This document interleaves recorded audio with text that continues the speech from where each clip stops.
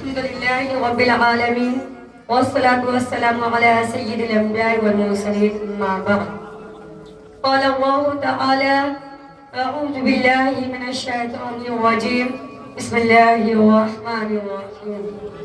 قوا أنفسكم وأهليكم نارا وقودها الناس والحجارة. صدق الله العظيم. وقال النبي صلى الله عليه وسلم: ما نحل والد أفضل من أدب حسن.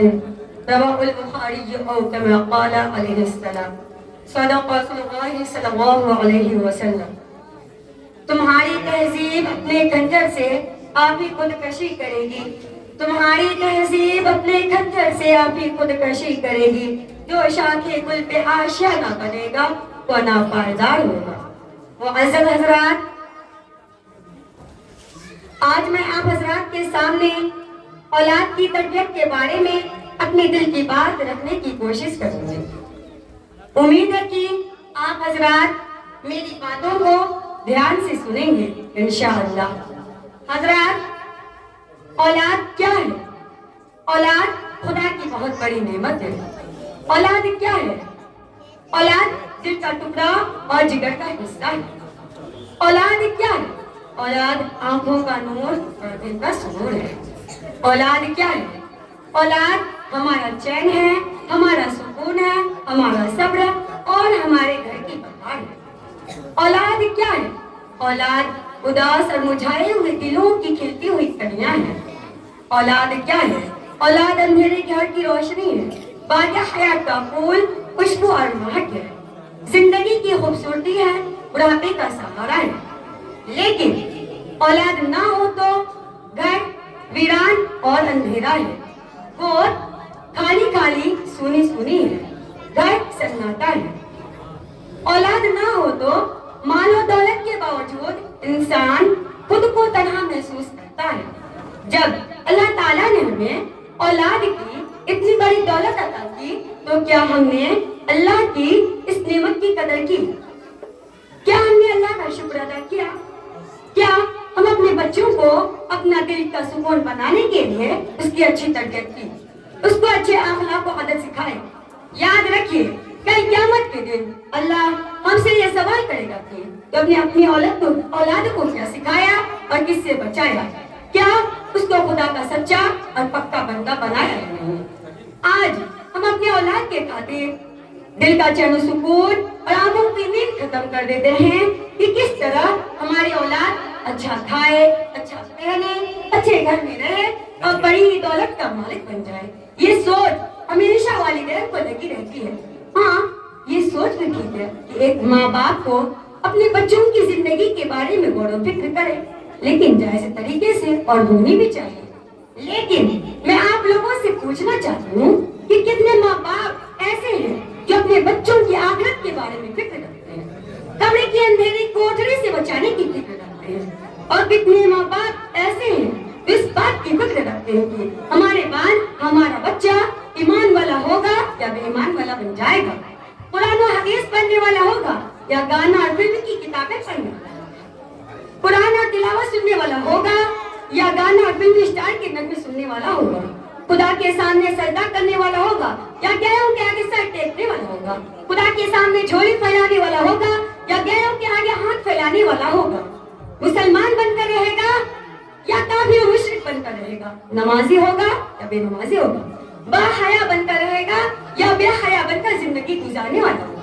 ہماری بیٹیاں اور بچیاں حضرت عائشہ اور فاطمہ رضی اللہ تعالی عنہما کی طرح پردے میں رہ کر اسلام و مسلمان اور اپنے ماں باپ کا نام اونچا کریں گے، یا فلموں اور ٹی وی کے اسکرین کو دیکھ کر یا زمانہ کی بے حیا عورتوں کو اچھا سمجھ کر اور نیک عورتوں کی عزت و پاکدامنی اور حیادار لباس پر چھری چلانے والی عورتوں کے لباس دیکھ کر چست باریک اور پتلا کپڑا جس کو دیکھ کر ایک شریف انسان شرم سے اپنی نظر جھکا لیتے ہیں، اس کو پہن کر اپنے بالوں اور جسم کے حصے کو غیروں کو دکھا کر اسلام و مسلمان اور اپنے ماں باپ کا نام بدنام کرنے لگے ہیں. کتنے لوگ اس بات کی فکر کرتے ہیں کہ ہمارا بچہ شریف اور نیک انسان بنے گا، یا چور ڈاکو اور بدماش بن کر گاؤں محلہ میں لوگوں کو ستاتے پھریں؟ کتنے لوگ اس بات کی فکر کرتے ہیں کہ ہمارا بچہ باحیا بن کر رہے گا، اپنے دنیا و آخرت کو آباد کرنے والا بنے گا، یا اللہ اور اس کے رسول صلی اللہ علیہ وسلم کی نافرمانی کر کر اپنے دنیا و آخرت کو برباد کرنے والا بنے گا۔ کتنے لوگ اس بات کی فکر کرتے ہیں کہ ہمارا بچہ نبی پاک صلی اللہ علیہ وسلم کے حکم پر چل کر اپنی زندگی گزارنے والا بنے گا۔ معزز سامعات کرام، آج بہت افسوس کی بات ہے کہ آج ہم جیسے مسلمانوں کو اسلامی لباس اور اسلام کا سیدھا اور پاک سب طریقہ پسند نہیں۔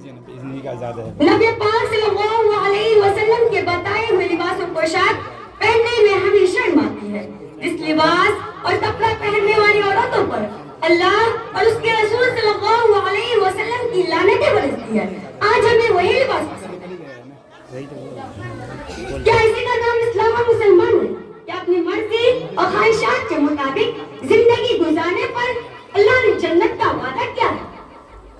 کیا صرف اچھا کپڑا پہنا دینے سے، اچھے کھانے کھلا دینے سے، اچھا گھر بنا دینے سے انسان اچھا بن جاتا ہے اور اس کی زندگی اچھی بن جاتی ہے؟ نہیں، ہرگز نہیں، بلکہ بچوں کو اچھے کپڑے سے زیادہ اچھے اخلاق و عادت کی ضرورت ہے۔ بڑے چھوٹے کے ساتھ ادب اور تمیز کرنے کے اچھے طور طریقے کی ضرورت ہے۔ اچھے کھانے سے زیادہ ضرورت اچھے ماحول کی ہے۔ اچھے گھر سے زیادہ ضرورت اچھی تعلیم و تربیت اور اچھی پرورش کی ہے۔